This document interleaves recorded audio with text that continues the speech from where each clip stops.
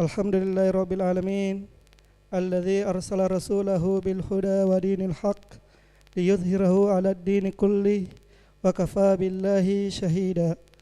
Asyhadu an la ilaha illallah wahdahu la syarikalah wa asyhadu anna Muhammadan abduhu wa rasuluh. Allahumma salli wa sallim ala nabiyyina Muhammadin wa ala alihi wa ashabihi wa man tabi'ahum bi ihsanin ila yaumiddin. Para jemaah dan pendengar setia Radio RRI Makassar, alhamdulillah puji dan rasa syukur kita panjatkan kehadirat Allah Subhanahu wa taala atas segala nikmatnya sehingga kita dapat mengikuti kembali kegiatan rutin kita, yakni Forum Ramadan yang diselenggarakan oleh RRI Makassar bekerja sama dengan Dompet Duafa dan pengurus Masjid Al-Mu'awanah RRI Makassar. Dan seperti biasa, acara kita disiarkan secara langsung melalui RRI Makassar Pro 1 dan Pro 4 dan dapat disaksikan pula melalui kanal YouTube RRI Makassar dan Facebook Masjid Al-Mu'awanah RRI Makassar.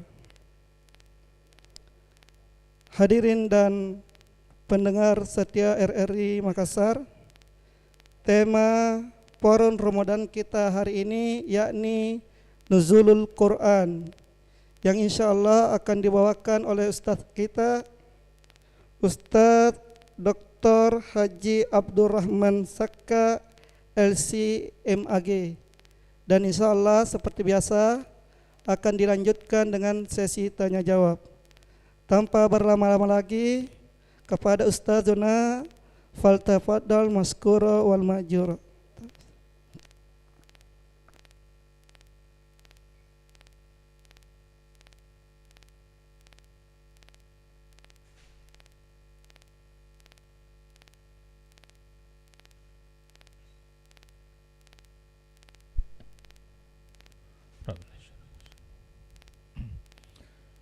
Assalamualaikum warahmatullahi wabarakatuh. Alhamdulillahi rabbil alamin alladzi ja'ala ramadana syahras siyam wa anzala fihil qur'an hudan linnasi wa bayyinatin minal huda wal furqan fa iyyahu na'budu wa iyyahu nasta'in wa la haula wa la quwata illa billahil aliyil azim. Asyhadu an la ilaha illallah wa asyhadu anna Muhammadan abduhu wa rasuluhu wa ba'd. Kaum muslimin dan muslimat, bapak-bapak, ibu-ibu jamaah salat duhur Masjid Mu'awanah RRI Makassar, serta para pemirsa pendengar setia RRI Programa 1 dan Programa 4 di mana saja berada. Semoga kita semuanya senantiasa dalam inayah, dalam pertolongan Allah Subhanahu wa taala, senantiasa diridhoi dan senantiasa dalam naungan hidayahnya. Bicara tentang nuzulul Quran, para ulama bahasa, di kalangan ulama bahasa itu setidaknya ada 3 pendapat tentang asal dari kata Al-Quran. Ada yang berpendapat bahwa kata Al-Quran itu berasal dari kata qara'a yaqra'u qira'a wa huwa Quran. Artinya Al-Quran itu berasal dari kata qara'a yang berarti bacaan. Hal ini didukung dengan ayat fa idza qara'nahu fattabi' qur'anah. Jika kami membacakannya, maka ikutilah Qur'anah, ikutilah bacaannya. Tetapi ada yang berpendapat bahwa kata Al-Quran itu secara bahasa berasal dari kata al-qar'u, artinya menghimpun. Kenapa? Karena Al-Quran menghimpun 114 surah dari secara urutan dari surah Al-Fatihah dan terakhir surah An-Nas. Setiap satu surah itu di dalamnya terhimpun beberapa ayat. Katakanlah Al-Fatihah ada 7 ayat. Kemudian Al-Baqarah 286 ayat. Lalu surah Ali Imran jumlahnya 200 ayat dan seterusnya. Atau ayat surah terpendek surah Al-Kautsar, surah An-Nasr menghimpun 3 ayat. Pendapat yang ketiga mengatakan bahwa nama Al-Quran atau Al-Quran itu adalah nama yang Allah berikan secara langsung, sebagaimana kitab Injil ya itu datangnya dari Allah.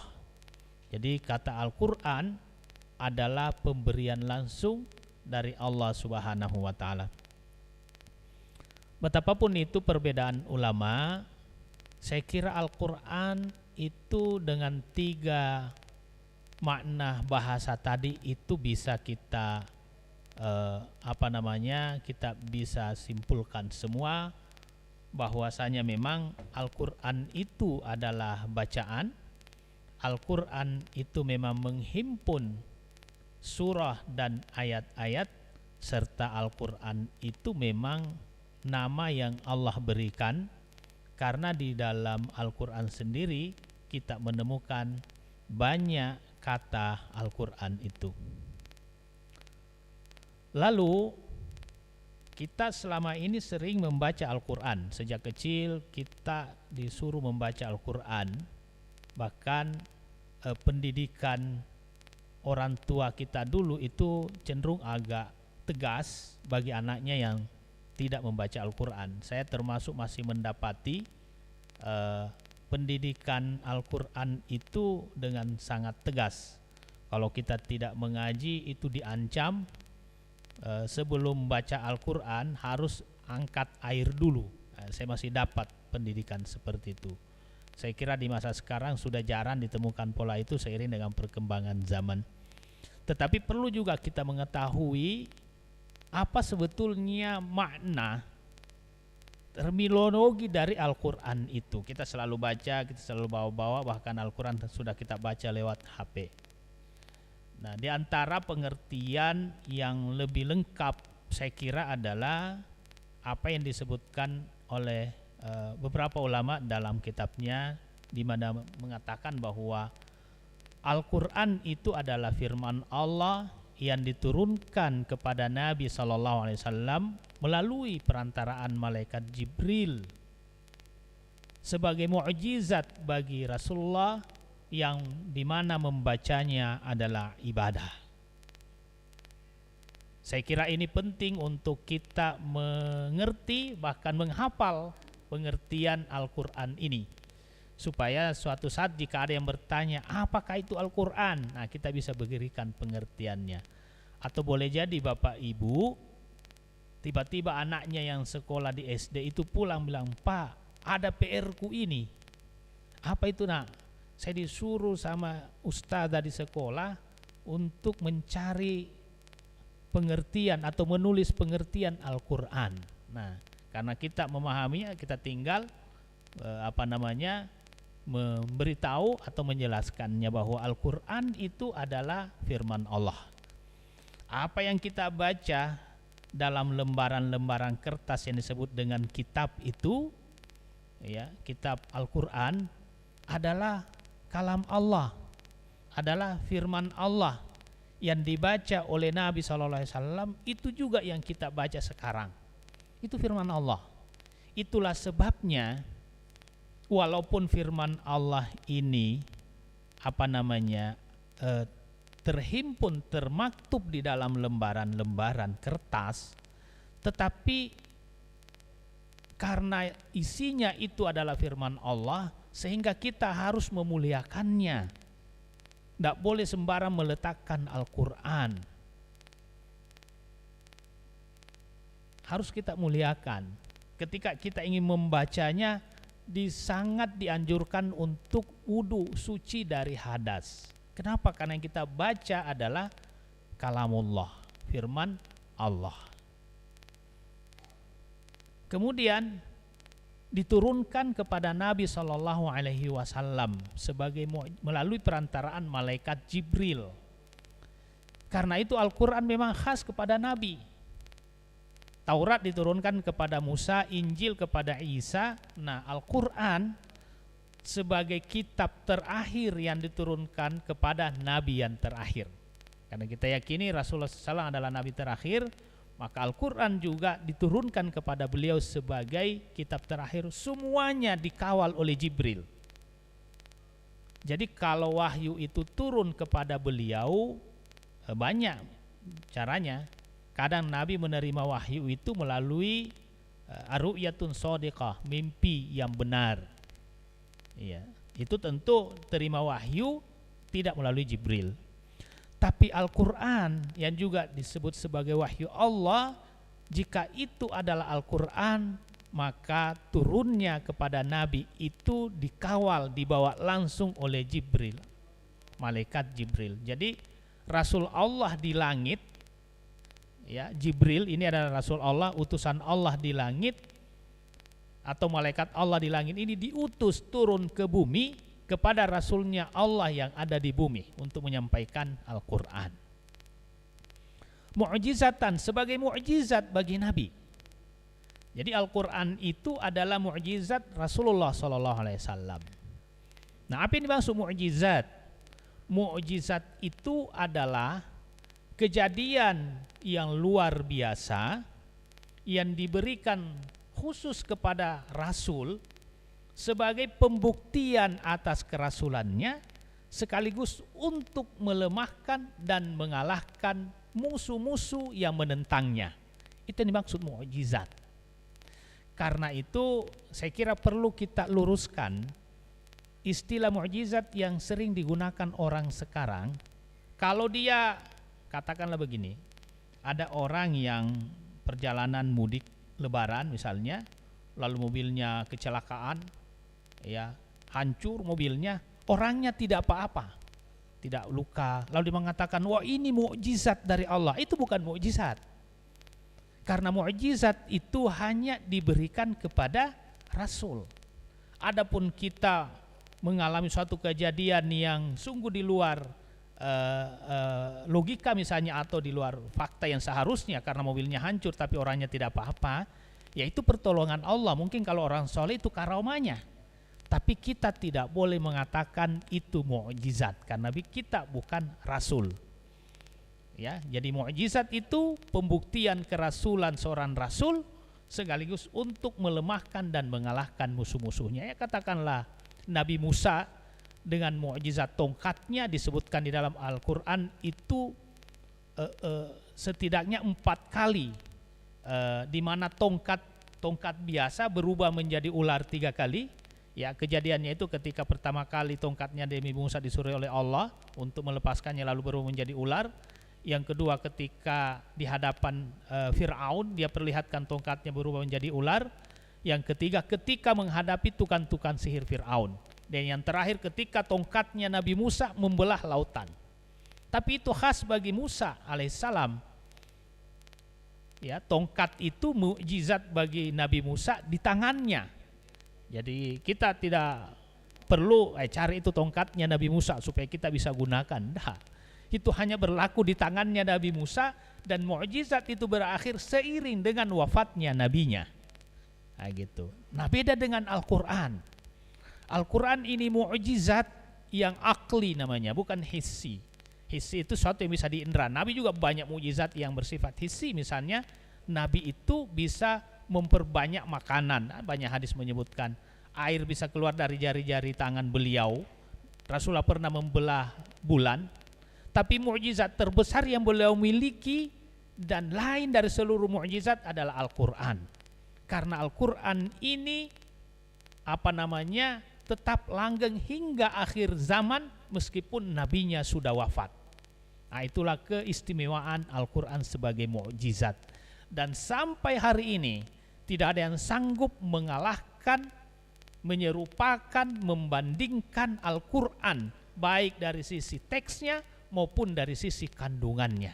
Yang ada adalah betapa banyak orang kemudian memilih masuk Islam setelah terkagum-kagum membaca dan mengkaji Al-Quran. Nah, jadi Al-Quran memiliki mukjizat baik dari sisi bahasanya maupun dari sisi maknanya. Nah, itulah kehebatan Al-Quran sebagai mukjizat bagi Rasulullah SAW, baik mukjizat lugawinya, bahasaan, maupun mukjizat ilmiahnya. Tidak ada yang bisa menandinginya. Semakin dikaji Al-Quran, semakin digali Al-Quran, semakin ditemukan hal-hal yang baru. Itulah Al-Quran. Serasa para pakar-pakar tafsir selalu mengatakan seakan tidak ada ujungnya itu Al-Quran. Semakin dikaji, semakin didalami, semakin ditemukan hal-hal yang baru, ada rahasia-rahasia yang terkandung di dalamnya. Kemudian yang keempat, Al-Quran itu membacanya adalah ibadah. Nah, ini lagi-lagi berbeda dengan seluruh bacaan. Satu-satunya bacaan di dunia ini dari dulu hingga sekarang ini yang mendapatkan legalitas khusus dari Nabi, bahwa siapapun yang membaca Al-Quran maka dapat pahala. Kita membaca hadis tidak ada pahala dari membaca hadisnya, kita dapat pahala dari menuntut ilmunya. Apalagi hanya membaca Facebook misalnya, ya kalau Facebook dibaca isinya kebaikan, dapat pahala dari kebaikan itu. Tapi membaca kalimat-kalimat itu tidak ada pahalanya. Tapi Al-Quran luar biasa. Bahkan Nabi mengatakan satu huruf yang kita baca itu dipahalai hingga 1 sampai 10 ila asyari amthaliha, hingga 10 kali lipat. Ya tergantung fasahah kita, ya kelancaran kita membaca Al-Quran. Semakin bagus bacaan Al-Quran kita, semakin banyak pula pahalanya. Tapi rentangnya itu man qara harfan min kitabillahi falahu hasana ila asyari amthaliha. Siapa yang baca satu huruf, dia mendapatkan satu kebaikan hingga 10 kali lipat. Nah, ada yang dapat 1, ada yang dapat 2, ada yang dapat 5, ada yang dapat 10. Ya, itu tergantung kemahiran kita membaca Al-Quran. Karena itu kita selalu dituntut untuk memperbaiki cara bacaan Al-Quran kita, supaya semakin banyak pahala yang kita dapatkan. Nah, jamaah yang dimuliakan Allah, ya itu sekitar Al-Quran. Jadi mudah-mudahan kita memahami betul bahwa Al-Quran itu firman Allah yang diturunkan kepada Nabi SAW melalui malaikat Jibril sebagai mukjizat bagi beliau. Membacanya adalah ibadah. Setiap kita membaca dapat pahala. Kemudian nuzulul Quran. Nuzul itu maknanya perpindahan dari satu tempat yang tinggi ke tempat yang rendah. Itu namanya nuzul. Baik itu material maupun immaterial. Ya, kalau dalam bahasa Arab itu nuzul itu artinya terjadinya perpindahan dari satu tempat yang tinggi ke tempat yang rendah. Al-Quran disebut nuzul atau ada nuzulnya karena di dalam Al-Quran dibahasakan. Kenapa Al-Quran dikatakan turun atau nuzul atau berpindah dari tempat yang tinggi dan rendah? Karena di dalam Al-Quran memang dibahasakan demikian. Hanya saja oleh pakar tafsir itu menjelaskan bahwa ada 2 kata yang digunakan dalam Al-Quran terkait tentang nuzul ini. Yang pertama kata nazzala. Misalnya kita temukan ayat wa nunazzilu minal qur'ani ma huwa syifaa'u wa rahmah. Dan kami wa nunazzilu, dan kami turunkan Al-Quran ini sebagai penawar obat sekaligus rahmat. Yang kedua kata anzala. Ya, kata anzala kita temukan misalnya di awal surah inna anzalnahu fi lailatul qadar. Sesungguhnya kami menurunkan Al-Quran pada Lailatul Qadar, malam Lailatul Qadar. Karena 2 kata ini yang digunakan, sehingga ulama berkesimpulan bahwasannya Al-Quran itu atau nuzulnya Al-Quran itu 2 kali. Yang pertama, Al-Quran turun secara keseluruhan. Nah, itu dia paham dari kata anzala. Jadi kalau kata anzala artinya Al-Quran turun secara keseluruhan. Kalau nazzala Al-Quran turun secara berangsur-angsur. Nah, gitu.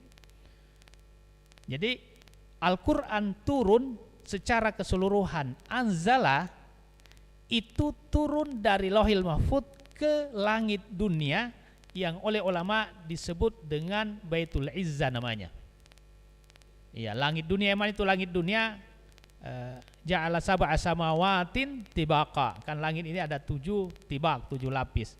Langit yang paling dekat dengan bumi disebut dengan Sama'ud Dunia atau langit dunia.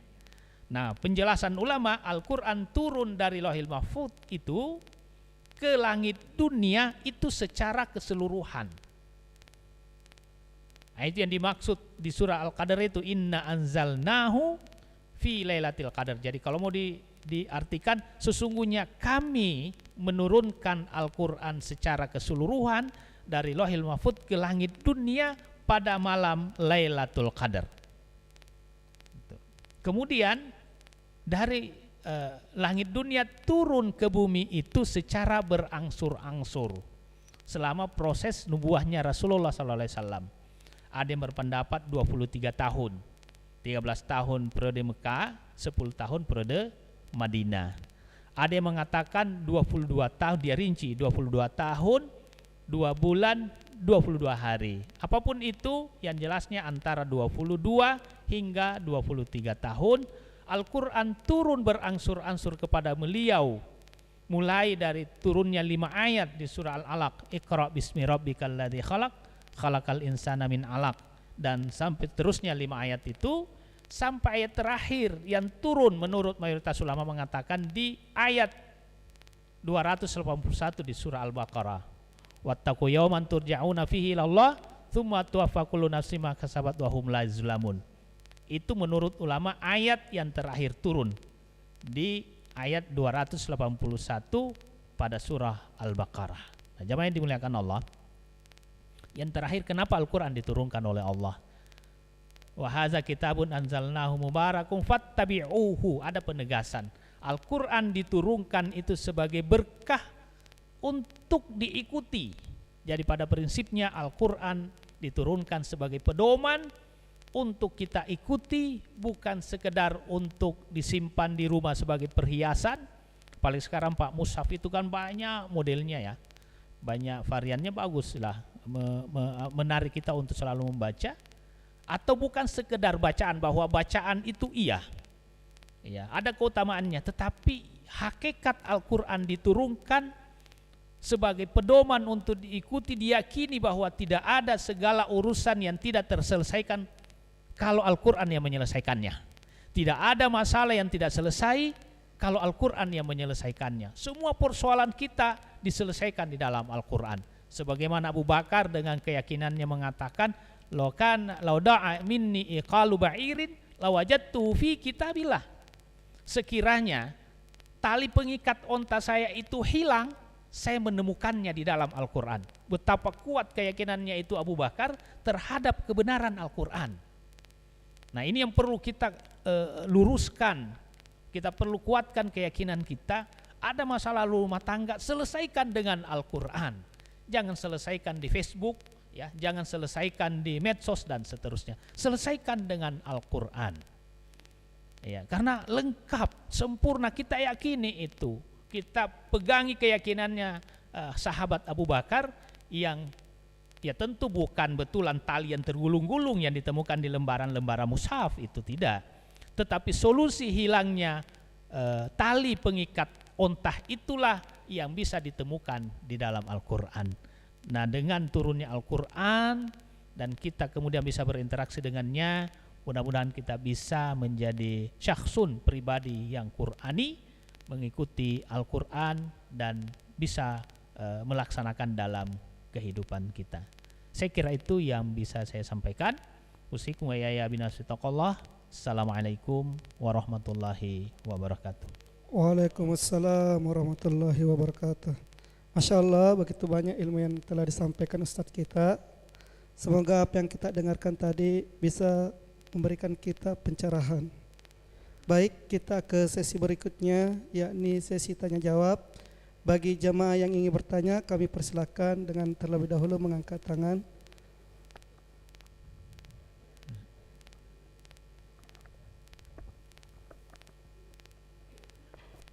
Bismillahirrahmanirrahim.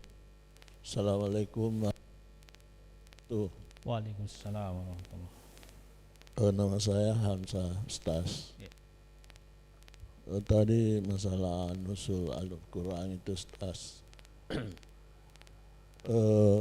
Sebelum Rasulullah itu Ustaz berarti belum ada orang bisa mengaji itu Ustaz ya.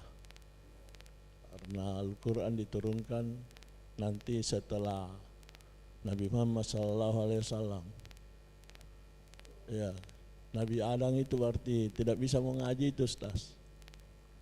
Iya. Ya. Rasulullah tidak bisa mengaji.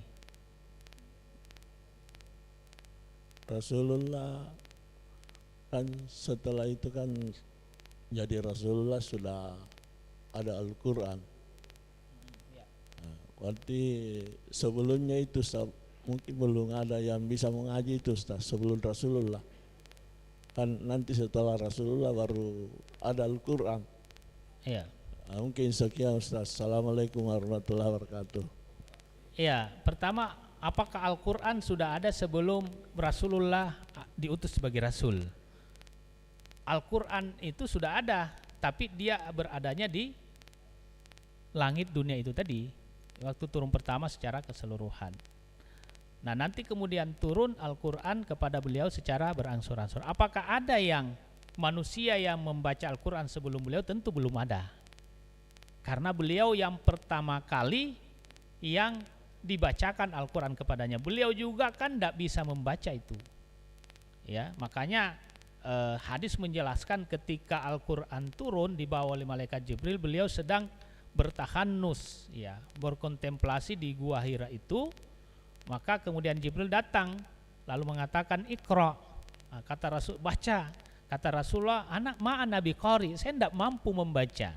Nah, itu juga hikmahnya kenapa Rasulullah diutus sebagai rasul, sebagai rajulun ummiyun namanya, seorang yang tidak bisa membaca dan menulis, supaya lebih meyakinkan bagi orang bahwa Al-Quran itu betul-betul bukan buatan Muhammad SAW. Karena dia saja tidak bisa baca tulis. Mungkin sekiranya di masa itu ada istilah profesor, baru dia yang banyak orang akan ragu. Memang karena dia pakar, misalnya dia pakar bahasa, dia ahli syair. Rasulullah bukan ahli syair. Rasulullah bukan orang yang mampu baca tulis Al-Quran. Bahwa ada yang mengatakan setelahnya itu Rasulullah memiliki kemampuan ilmu dan seterusnya, itu karena memang Allah yang membimbingnya. Ya, jadi tentu belum ada yang melafazkan Al-Quran di muka bumi sebelum Rasulullah. Tapi Rasulullah yang pertama kalinya. Bahwa apakah Al-Quran sudah ada sebelum beliau diutus? Saya kira sudah ada, tetapi belum turun ke bumi. Dia adanya di apakah di Lauhul Mahfuz atau di langit dunia itu. Cuma keberadaannya di sana, wallahu alam. Saya kira. Baik, masih ada yang ingin bertanya? Ayat ada.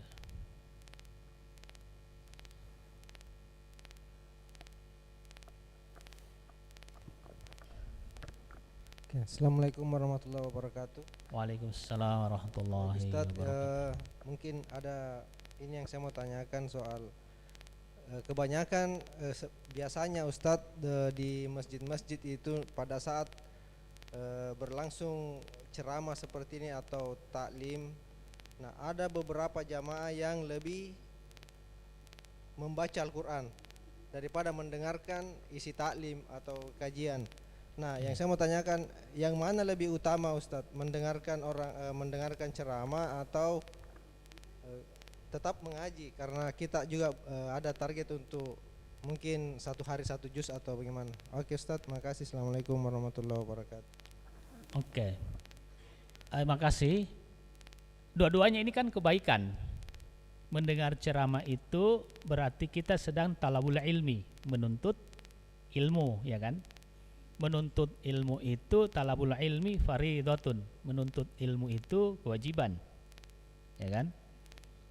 Walaupun kewajiban menuntut ilmu ada yang sifatnya ain, kewajiban personal, ada yang kewajiban kifayah, kolektif, ya. Membaca Al-Quran juga adalah kebaikan. Dan ulama mengatakan membaca Al-Quran juga wajib itu.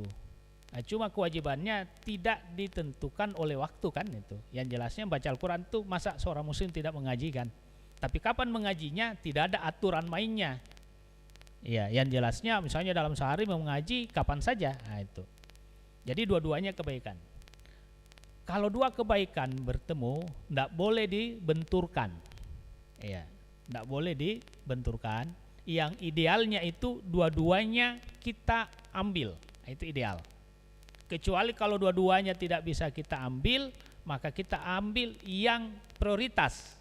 Di ceramah saya sebelumnya, Nabi itu kalau bertemu dua hal yang tidak bisa diambil dua-duanya, maka beliau memilih yang lebih mudah.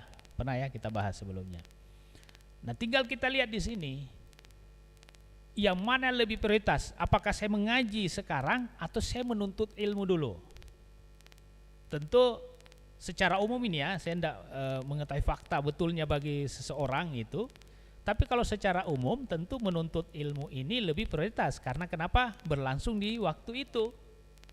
Adapun mengaji, kita bisa mengaji setelah dengar ceramah. Kita bisa mengaji mungkin sebentar-sebentar.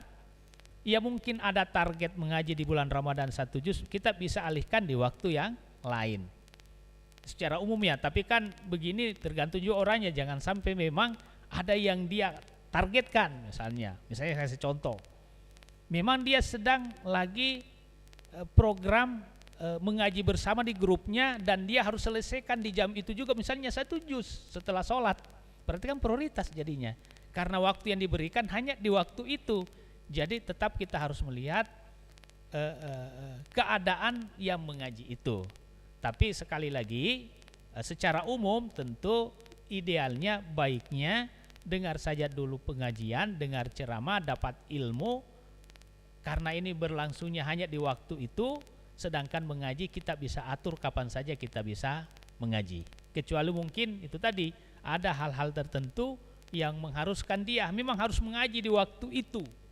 Ya, sehingga dia mengaji sambil dengar ceramah, boleh jadi ya dia dapat dua-duanya.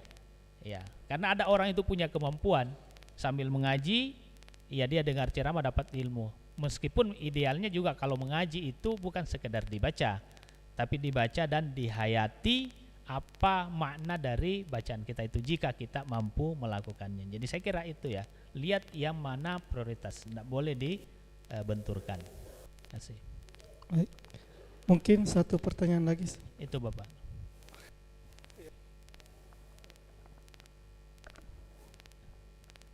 Assalamualaikum warahmatullahi wabarakatuh. Waalaikumsalam warahmatullahi wabarakatuh. Yang saya mau tanyakan Ustadz di sini cara membacanya itu, karena ini kan bahasa Arab Ustadz ya. Iya. Saya biasa lihat penceramah, kalau lain sebutannya itu bisa-bisa kita berdosa karena artinya juga lain. Pertanyaan saya, kalau seperti negara Cina itu kan sebutannya sudah pasti lain kan. Terus kalau kita di Indonesia ini kira-kira bagaimana ini Ustadz? Karena sebutannya itu apa berdosa atau gimana ini? Demikian Pak Ustadz. Terima kasih. Assalamualaikum. Oke, terima kasih Pak. Ada dua ini saya jawab. Yang pertama, kalau kita membaca Al-Quran dengan sengaja merusak bacaannya berdosa. Oke. Kalau kita membaca Al-Quran lalu salah bacaannya tidak sengaja, kemudian ada yang kasih tahu salah itu cara bacanya, itu bukan al-qalbu tapi al-kalbu ya. Oh iya ya, bacaannya itu apa? Al-kalbu bukan al-qalbu. Kalau qaf itu kan hati, kalau kaf itu anjing, ya kan? Iya. Tapi kita tidak berusaha untuk memperbaiki bacaan, berpotensi juga kita berdosa. Karena kita sudah dapat pengetahuan bahwa cara baca saya ini salah dan maknanya jauh sekali. Jadi kalau tidak ada usaha juga untuk memperbaiki bacaan, nah bisa juga berdosa itu ya. Tapi kalau kita membaca sudah berusaha membaca sebaik mungkin tapi tetap saja ada kesalahan, itu di luar dari kesanggupan kita. Fattaqullaha mastata'tum. Bertakwa kepada Allah sesuai dengan kesanggupan, tapi tetap kita berusaha memperbaikinya. Saya kira membaca Al-Quran dan memperbaiki bacaan Al-Quran itu tidak ada istilah pensiunnya, Pak. Sampai kita berpisah dengan dunia ini. Saya sendiri di komunitas kami itu ada selalu pertemuan untuk memperbaiki bacaan Al-Quran, karena ternyata ya saya secara pribadi dari pesantren, dari Timur Tengah, masih terlalu banyak salah bacaan sesuai dengan kaidahnya. Mungkin maaf ini, mungkin kalau saya mengaji Bapak yang dengar tidak ada yang salah. Tapi kalau pakarnya terlalu banyak yang salah. Baru baca basmalah saja sudah salah katanya. Ya itu, jadi tetap kami itu ada pertemuan selalu untuk gimana bacaan ini, benar apa tidak ini. Ini ada kesalahan di mana. Itu Al-Quran luar biasa. Lalu bagaimana ini kan seluruh dunia ini dengan dialek yang berbeda-beda. Ada orang Cina, ada orang Afrika. Satu keistimewaan Al-Quran dengan bahasa Arab itu, dialek apapun bisa membaca Al-Quran dengan kaidah yang sama, dengan tajwid, dengan makharijnya. Mau orang Cina, mau orang Afrika. Orang Cina kalau dia bahasa Inggris akan beda kalau ketemu dengan orang Afrika misalnya. Ketemu dengan, saya pernah di Mesir itu tinggal asrama 40 negara di situ, pakai bahasa Inggris lain-lain dialeknya. Tapi begitu mengaji, selama mengikuti standar kaidah tajwid dan makharij hurufnya itu, maka tidak akan ada yang berbeda. Nah, itu keistimewaan Al-Quran, karena memang ada kaidahnya. Dan saya kira tidak ada kitab di dunia ini yang punya kaidah sempurna tentang cara bacanya selain Al-Quran. Luar biasa itu, Pak. Iya kan? Bahasa Indonesia ada enggak kaidahnya? Enggak. Tapi Al-Quran ada hitungan panjangnya, ada hitungan pendeknya. Panjangnya ada sekian harakat, ada sekian ini, cara penekan huruf pun ditentukan di mana keluarnya. Luar biasa, Pak. Keluarnya qaf di mana, keluarnya huruf ta di mana. Ada yang huruf harus di ujung lidah, harus ikut di langit-langit bagian atas. Luar biasa. Luar biasa itu Al-Quran. Sangat-sangat indah, Pak. Makanya begitu orang yang ahli membaca Al-Quran, kita terpesona. Nah, gitu. Jadi jangan berhenti untuk belajar memperbaiki bacaan Al-Quran kita. Saya kira itu. Baik, satu pertanyaan penutup.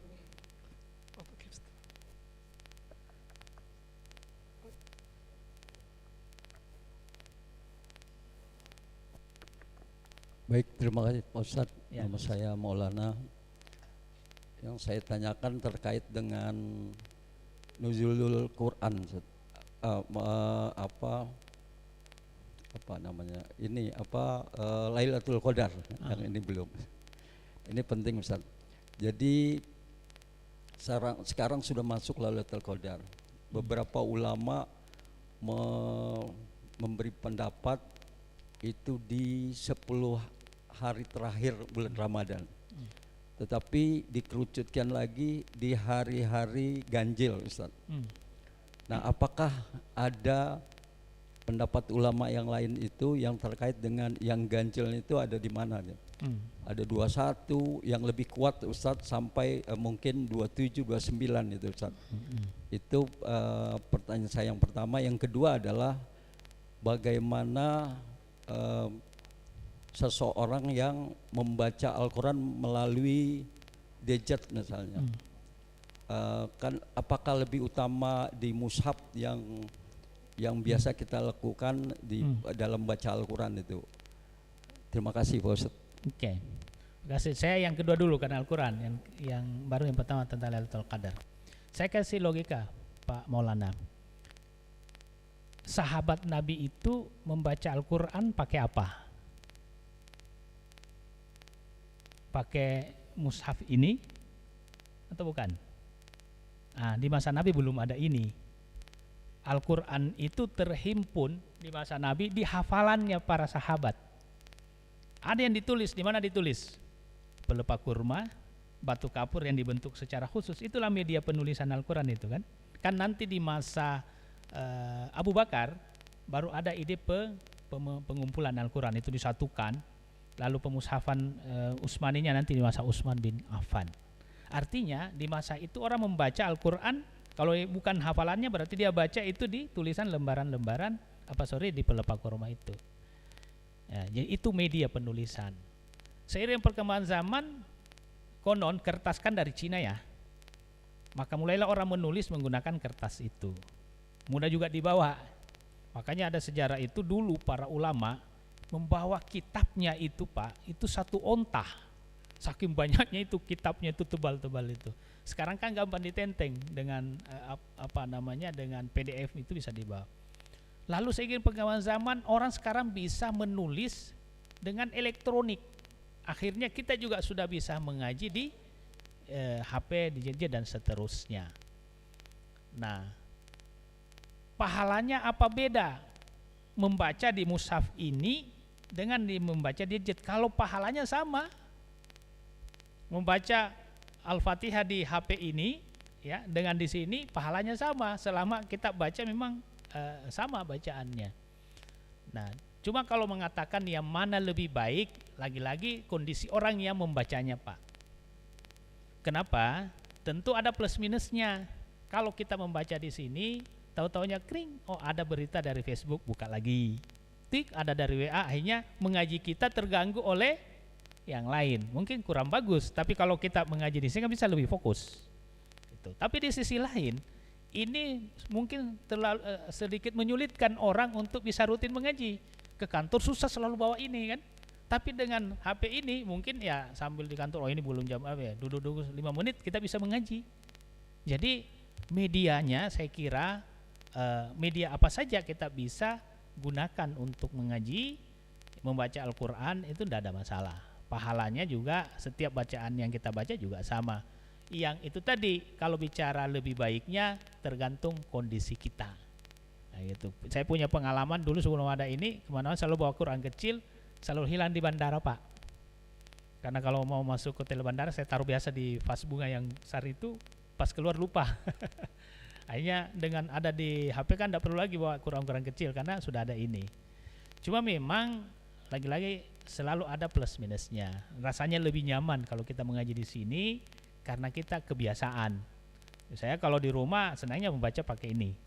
Ya karena apalagi juga dengan terjemahannya. Jadi saya kira itu ya kalau masalah ini. Lailatul Qadar. Kalau kita merujuk ke penjelasan keterangan dari hadis dan itu juga dipegangi ulama, memang kata Nabi, dan jagalah datangnya malam Qadar itu, Lailatul Qadar itu di 10 terakhir Ramadan di malam-malam ganjil. Nah, Nabi tidak menentukan di malam ganjilnya itu malam ganjil keberapa, 21, 23, 25, 27 atau 29. Yang jelasnya dia mengatakan Lailatul Qadar itu turun di malam ganjil. Ini juga sesungguhnya untuk menguatkan kita supaya selalu mewaspadainya, supaya di setiap malam ganjil itu kita bisa lebih fokus menunggu Lailatul Qadar itu. Jadi itu keterangan yang kita peroleh di dalam hadis dan tidak ada hadis yang mengatakan kita belum menemukan dari hadis yang di mana Rasulullah menetapkan pokoknya Lailatul Qadar itu di malam 21 enggak. Yang jelasnya dan carilah di malam-malam ganjil. Ya ganjilnya di kita karena kadang-kala di Indonesia Pak ganjil genap itu susah diatur kan. Yang duluan puasa ganjil. Nah kan besoknya ada yang 21 ada 22. Orang sering bertanya, ini sebetulnya Lailatul Qadar ini kapan? Malam ini apa malam besok? Ya jawabannya malam ganjil. Bagi yang berpuasa sudah duluan puasa berarti ya ganjilnya duluan misalnya. Untungnya tahun ini kita sama kan, tidak ada masalah ya. Mudah-mudahan Lailatul Qadar sama turunnya. Ya jadi itu saya kira terkait tentang Lailatul Qadar itu. Dan satu lagi, kenapa Ramadan itu diberkahi? Karena malam Lailatul Qadar itu. Kenapa malam itu diberkahi? Karena ada ayatnya kan, fi lailatin mubarakah, di malam berberkah. Satu malam itu disebut bulan berkah karena di Lailatul Qadar itu turun Al-Qur'an. Jadi Al-Qur'an sumber keberkahan sebetulnya. Jadi Al-Qur'an lah, karena Al-Qur'an turun di malam Lailatul Qadar itu, sehingga Lailatul Qadar itu disebut malam berberkah. Dan Ramadan adalah bulan berkah karena adanya Lailatul Qadar. Lailatul Qadar berkah karena adanya Al-Quran yang turun di malam itu. Jadi sumber keberkahan sebetulnya Al-Quran. Nah itulah ayat Allah, wa hadza kitabun anzalnahu mubarakun, dan inilah kitab yang kami turunkan dengan keberkahannya. Ya, mudah-mudahan kita ambil berkahnya Al-Quran dengan cara fattabi'u, kata Nabi, kata Allah dalam Al-Quran, mengikutinya, bukan menjadikannya jimat. Nah itu. Saya kira itu. Terima kasih. Masya Allah, terima kasih kepada Ustaz atas jawaban dan penjelasannya. Dan karena waktu, mungkin kami cukupkan Ustaz. Ya. Kepada Ustaz dipersilakan untuk ditutup dengan doa. Oke, terima kasih. A'udzubillahi minasyaitonirrajim. Bismillahirrahmanirrahim. Hamdan na'imin, hamdan syakirin, hamdan yuafi na'amahu wa yukafi mazina. Ya Rabbana lakal hamdu kama yanbaghi li jalali wajhika wa 'azimi sultanik. Allahumma inna nas'aluka ridhaka wal jannah wa na'udzubika min sakhatika wan nar. Allahumma inna nas'alukal huda wat tuqa wal afafa wal ghina. Allahumma innaka afun tuhibbul afwa fa'fu anna. Allahumma taqabbal minna innaka antas sami'ul alim wa tub 'alaina innaka antat tawwabur rahim waghfir lana innaka antal ghafurur rahim washfi jami'a amradina innaka antas syafi la shifaan illa shifaa'uk wasahhil kulla umurina innaka antal muhaiminul azizul jabbarul mutakabbir wa 'allimna mimma jahilna innaka antal alimul hakim warhamna birahmatika ya arhamar rahimin. Allahumma ja'alil qur'ana rabi'a qulubina wa nura sudurina wa jalaa ahzanina wa zahaba humumina. Rabbana zalamna anfusana wa illam taghfir lana wa tarhamna lanakunanna minal khasirin. Rabbana atina fid dunya hasanah wa fil akhirati hasanah wa qina adzaban nar. Walhamdulillahi rabbil alamin. Tsummassalamu alaikum warahmatullahi wabarakatuh. Waalaikumsalam warahmatullahi wabarakatuh. Alhamdulillah, selesailah forum Ramadan kita hari ini. Terima kasih kepada Ustadz, kepada para jamaah, dan tentunya kepada pendengar setia Radio RRI Makassar. Jangan lupa untuk terus mengikuti forum Ramadan setiap Senin sampai Kamis dengan tema dan narasumber yang tidak kalah menarik. Mungkin kita tutup majelis kita dengan doa kafaratul majelis. Subhanakallahumma wa bihamdik asyhadu an la ilaha illa anta astaghfiruka wa atubu ilaik. Assalamualaikum